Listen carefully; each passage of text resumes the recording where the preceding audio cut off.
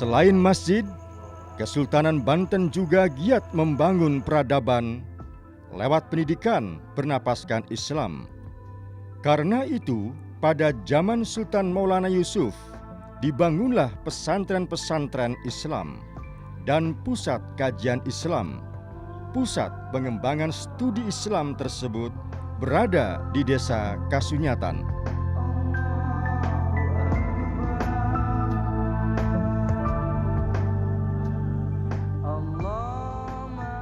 Di desa tersebut dibangunlah masjid dan pesantren Kasunyatan. Untuk memperdalam ilmu agama, Sultan Maulana Yusuf bahkan mendatangkan tenaga-tenaga pengajar dari Madinah atau negeri Arab lainnya. Salah satu pengajar di pesantren yang juga guru agama Islam bagi Sultan Maulana Yusuf adalah Syekh Abdul Syukur yang dimakamkan di sebelah timur bangunan masjid. Di masa inilah bermunculan ulama-ulama besar dari Banten.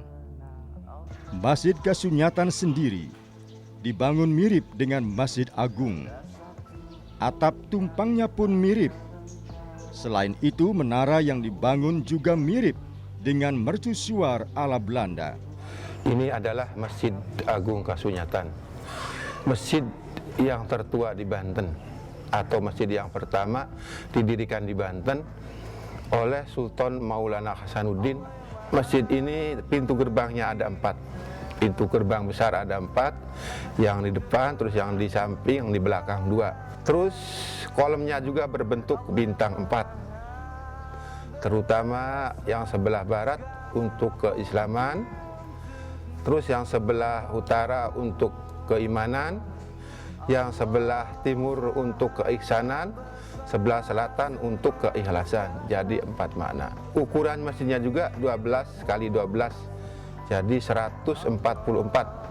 Di areal masjid seluas 2.544 meter persegi itu, terdapat beberapa makam tua, termasuk makam Ratu Asia. Ratu Asia adalah istri dari Sultan Safiuddin atau Sultan ke-22 dari Kesultanan Banten yang sempat memimpin Kesultanan Banten dari Istana Kaibon. Ia memimpin sementara sambil menunggu putra mahkotanya beranjak dewasa.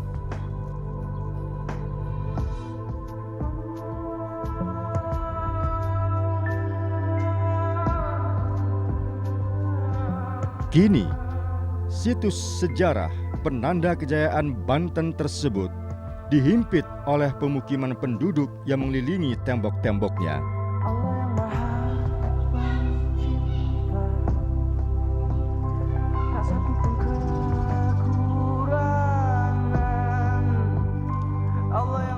Susunan puing benteng Keraton Surosowan ini adalah hasil kerja keras para arkeolog selama hampir 2 dekade untuk menggali dan menyusun kembali peninggalan sejarah tersebut.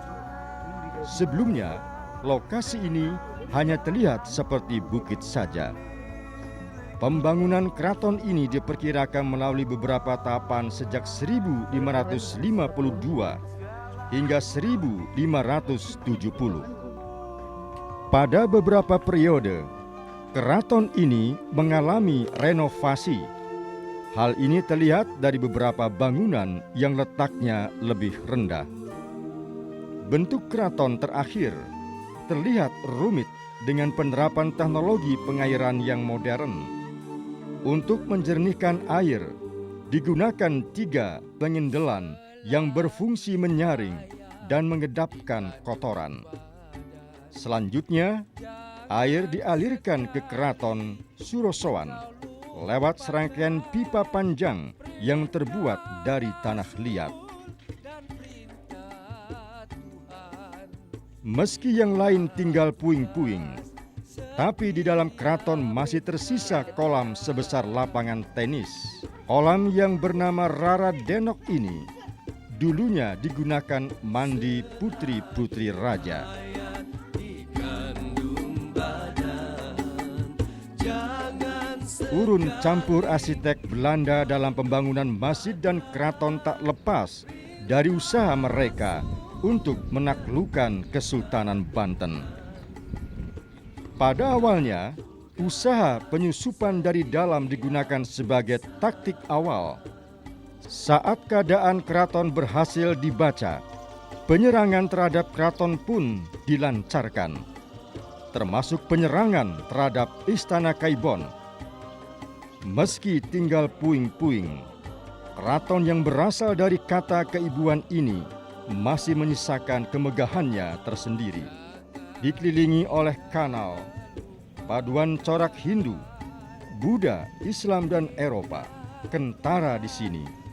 Ciri khas bangunan Hindu terdapat pada gerbang keraton Kaibon yang berbentuk seperti candi bentar.